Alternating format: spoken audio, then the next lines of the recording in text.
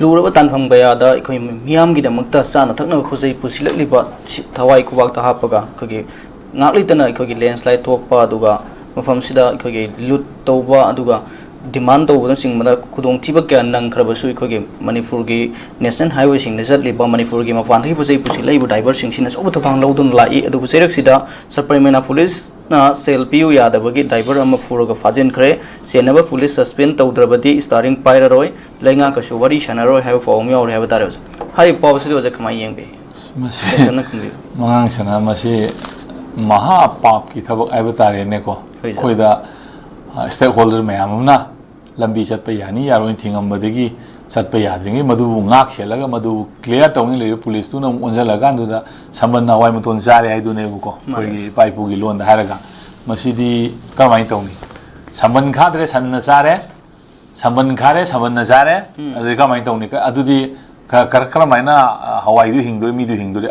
natural ꯃꯥꯒꯤ ꯃꯁꯥꯅ ꯑꯗꯨꯝ ꯔꯤꯚꯣꯜꯠ ꯏꯍꯧ ꯍꯥꯏꯕꯁꯦ ꯃꯁꯥꯅ ꯂꯥꯛꯄ ꯇꯥꯕꯅꯦꯕ ꯏꯔꯥꯡ ꯃꯔꯝꯗꯤ ꯑꯩꯈꯣꯏ ꯃꯌꯥꯝꯅ ꯃꯣꯏꯁꯦ ꯑꯩꯈꯣꯏ ꯃꯌꯥꯝꯅ ꯆꯠꯄꯗ ꯗꯤꯁꯇꯔꯕꯦꯟꯁ ꯄꯤ ꯃꯌꯥꯝꯁꯤꯡꯒꯤ ꯊꯤꯡꯅꯕ ꯈꯣꯠꯅꯕ ꯑꯗꯨ ꯇꯧꯅꯕ ꯊꯝꯃꯨ ꯍꯥꯏꯗꯅ ꯄꯩꯁꯥ ꯄꯤꯅ ꯑꯩꯈꯣꯏ ꯃꯌꯥꯝꯅ ꯈꯥꯏꯒꯠꯂꯒ ꯇꯦꯛꯁ ꯄꯤꯔꯒ ꯃꯣꯏꯗ ꯃꯗꯨꯒꯤꯗꯒꯤ ꯇꯣꯂꯣꯞ ꯄꯤꯔꯒ ꯑꯩꯈꯣꯏ ꯃꯌꯥꯝꯒꯤ ꯂꯝꯕꯤꯁꯤ ꯅꯥꯟꯅ ꯏꯪꯅ ꯆꯠꯅꯅꯕ ꯉꯥꯛ ꯁꯦꯜꯂꯣꯏꯅ ꯑꯩꯈꯣꯏ ꯃꯌꯥꯝꯒꯤ ꯇꯣꯂꯣꯞ ꯄꯤ ꯊꯝꯃꯤꯕ ꯃꯣꯏꯗꯨꯅ ꯑꯃꯨꯛ ꯈꯨꯠꯂꯥꯏ ꯄꯥꯏꯌꯦꯅ ꯑꯩꯈꯣꯏꯗ ꯑꯃꯨꯛ ꯐꯨꯖꯜꯂꯛꯑꯗꯤ ꯋꯥꯗꯨ ꯀꯩꯅꯣꯝꯗ ꯆꯠꯈ꯭ꯔꯦꯕꯀꯣ ꯑꯗꯨꯅ ꯁ꯭ꯇꯥꯏꯔꯤꯡ ꯄꯥꯏꯗꯕ ꯈꯣꯠꯇꯕ ꯍꯥꯏꯕꯁꯤꯅ ꯄꯤꯔꯤꯁꯨ ꯑꯩꯈꯣꯏꯒꯤ ꯂꯩꯕꯥꯛ ꯃꯤꯌꯥꯝꯒꯤ ꯑꯋꯥꯕꯗꯅꯤ ꯀꯣ ꯂꯩꯕꯥꯛ ꯃꯌꯥꯝꯗꯅꯤ ꯄꯤꯗꯕ ꯆꯩꯊꯦꯡ ꯉꯥꯛꯇꯅꯤ ꯑꯗꯨꯅ ꯃꯣꯏ ꯃꯌꯥꯝꯁꯤ ꯃꯤꯌꯥꯝꯒꯤ ꯁꯥꯔꯚꯤꯁ ꯑꯃ ꯑꯣꯏꯅ ꯑꯩꯈꯣꯏꯗꯤ ꯏꯁꯦꯟꯁꯤꯌꯦꯜ ꯁꯥꯔꯚꯤꯁꯅꯦꯅꯕꯨ ꯆꯤꯡꯉꯣꯅ ꯗ꯭ꯔꯥꯏꯚꯔꯁꯤꯡꯁꯤꯀꯣ ꯃꯅꯤꯄꯨꯔꯗ ꯌꯥꯝꯅ ꯋꯥꯈ꯭ꯔꯕꯀꯣ ꯃꯣꯏꯅ ꯑꯗꯨ ꯇꯧꯕ ꯇꯧꯕ ꯍꯥꯏꯅ ꯃꯣꯏꯗꯁꯨ ꯕ꯭ꯂꯦꯝ ꯇꯧꯕꯤ ꯃꯌꯥꯝ ꯂꯩ ꯕꯠ ꯑꯩꯈꯣꯏꯅ ꯆꯥꯔꯤꯕ ꯊꯛꯏꯕ ꯉꯁꯤ ꯄꯨꯔꯤ ꯃꯌꯥꯝꯁꯤꯡꯁꯤ ꯗ꯭ꯔꯥꯏꯚꯔꯁꯤꯡꯁꯤꯅ ꯊꯋꯥꯏ ꯈꯨꯕꯥꯛꯇ ꯍꯥꯞꯄꯒ ꯄꯨꯁꯜꯂꯛꯄ ꯉꯥꯛꯇꯅꯦꯕꯀꯣ ꯃꯤꯒꯤ ꯄꯔꯁꯅꯦꯜ ꯂꯥꯏꯐꯇꯨꯅ ꯇꯣꯉꯥꯟꯕ ꯑꯃꯅꯤ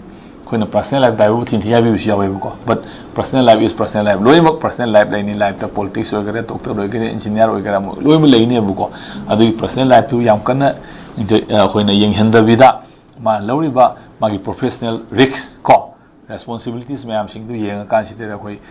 ꯃꯈꯣꯏꯗ ꯏꯀꯥꯏ ꯈꯨꯝꯅꯕ ꯎꯠꯄ ꯃꯈꯣꯏꯕꯨ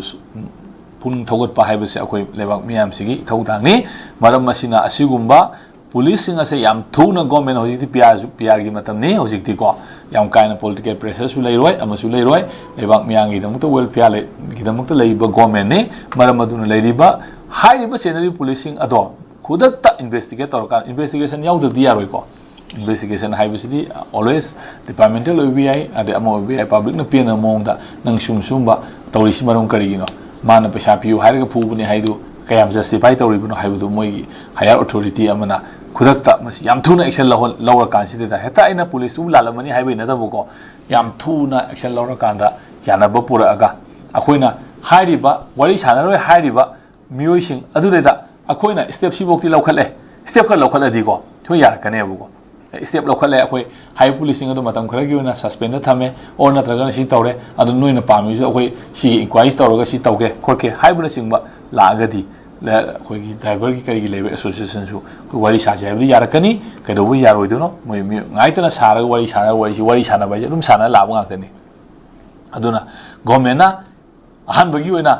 फर्स्ट स्टेप खर लौखपम संगेबको मसीगी फर्स्ट स्टेप से लौखला मतुंगदा लोइनमक वरी सानाबा यारकनी अमा तौरकनी अदुना लैरिबा पोचिंग असे मसी अखोई यामना खुदक्ता प्रजा मियांगी अवाब होजिक लंबी यादे अदु तौदेना वागै वा ngak लेतना अखोई मणिपुर से क्वाइनिंगी लुबा अखोई प्राइस हाइक थोकप लम ओइरेबको मना मसिंगी लेवल सिदा ngasi lupa 50 kg de pirambaसी नोंगालगा लुपा सनी यौबगी चहुम यौबगी स्टेज लेरेबको कमाइन तौदनो प्राइस फ्लक्चुएशन से अखोई पू थांग ngambagi sang wang लांगरेबा मसीगी पोसी कईदगी थो लेनो हाइबा कान अखोई लंबी थिंगीबा कोलीबा कईदौरीबा मयाम असिदगी थोलकपनी मरम अदुना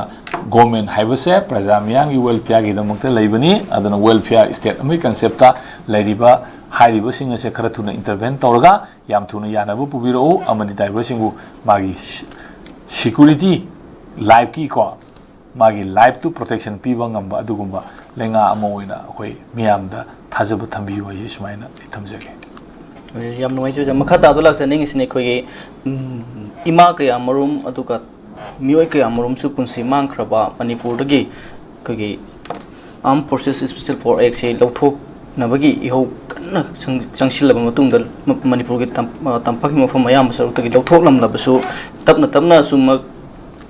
ꯊꯥ ꯇꯔꯨꯛꯀꯤ ꯁꯥꯡꯗꯣꯔꯛꯑꯒ ꯁꯨꯝ ꯂꯥꯛꯄꯁꯤꯗ ꯍꯧꯖꯤꯛꯇꯤ ꯃꯅꯤꯄꯨꯔꯒꯤ ꯄꯨꯂꯤꯁ ꯁ꯭ꯇꯦꯁꯟ 16 ꯅ ꯀꯣꯟꯕ ꯖꯨꯔꯤꯗꯤꯛꯁꯟ ꯈꯛ ꯊꯥꯗꯣꯛꯂꯝꯂꯒ ꯑꯇꯩ ꯃꯐꯝ ꯄꯨꯝꯅꯃꯛ ꯑꯩꯈꯣꯏ ꯊꯥ ꯇꯔꯨꯛꯀꯤ ꯑꯣꯏꯅ ꯁꯐꯥꯁꯤ ꯁꯥꯡꯗꯣꯛꯂꯦ ꯍꯥꯏꯕ ꯄꯥꯎ ꯑꯃ ꯌꯥꯎꯔꯤ ꯃꯁꯤꯒꯤ ꯃꯅꯨꯡꯗ Imphal west district Imphal Lamphel city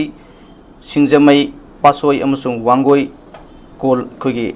ꯀꯣꯂꯣꯏꯗꯕ 16 ꯁꯤꯒꯤ ꯃꯅꯨꯡ ꯆꯜꯂꯤ ꯑꯗꯨꯒ ꯊꯧꯕꯥꯜ ꯗꯤꯁꯇ꯭ꯔꯤꯛꯇꯅ ꯊꯧꯕꯥꯜ ꯄꯨꯂꯤꯁ ꯁ꯭ꯇꯦꯁꯟ ꯑꯗꯨꯒ ꯕꯤꯁꯅꯨꯄꯨꯔ ꯗꯤꯁꯇ꯭ꯔꯤꯛꯀꯤꯅ ꯕꯤꯁꯅꯨꯄꯨꯔ ꯑꯃꯁꯨꯡ ꯅꯝꯕꯣꯜ ꯄꯨꯂꯤꯁ ꯁ꯭ꯇꯦꯁꯟ ꯑꯗꯨꯒ ꯀꯛꯆꯤꯡ ꯗꯤꯁꯇ꯭ꯔꯤꯛꯀꯤꯅ ꯀꯛꯆꯤꯡ ꯄꯨꯂꯤꯁ ꯁ꯭ꯇꯦꯁꯟ ꯍꯥꯏꯔꯤꯕ ꯁ꯭ꯇꯦꯁꯟ 16 ꯁꯤꯈꯛ ꯅꯠꯇꯅ ꯑꯇꯩ ꯄꯨꯝꯅꯃꯛꯇ ꯑꯩꯈꯣꯏꯒꯤ ꯑꯁꯄꯥ ꯁꯥꯡꯗꯣꯛꯄ ꯑꯗꯨꯒ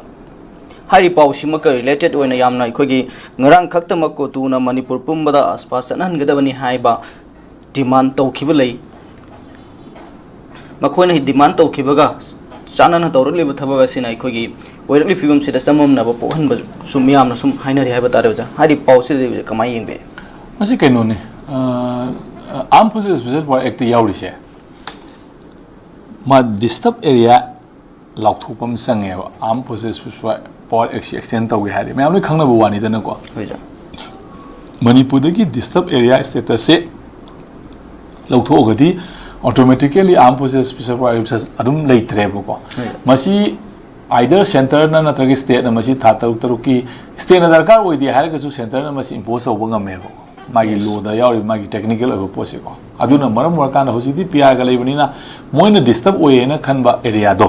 अदु ख मा एक्सटेंड तौरप वानीदा डिस्टर्ब ओइद्रेना खनबा एरिया दो अदुना एक्सटेंड त मसी लेंगा की ओइबो प्रोसीडिंग अमनी मसीददि अखोइना Armed Forces Special Force Act यानिंगदे मसी लेहनबा सुमदे न अखोइ म्यांग एजिटेशन तौबा अमा तौबदुना अखोइ म्यांगी वानीदनको लेंगा की ओइनदि मदु पीपल की दमकता वेलफेयर की दमकता हाइदि हारिबसी डिस्टर्ब एरिया नि मरम मसीना मसीदा लेबा प्रजा मयाम सिंग असे अखोइगी आइन यादबा लेंगा की लो की मनुंग लेजब पोट मयाम मसी डिस्टर्ब तौवे मरम अदन अदुगुमबसिंग अदु लोइसनबा नत्र मांगहनबा नत्र मदु लौथोन इलिमिनेट तौनन होनबा कांदुदेदा Armed Forces Special Force Act disturb area से दरकार ओयेना स्टेट ना खलगा लाउथोइबनेबको मसीददि अखोइना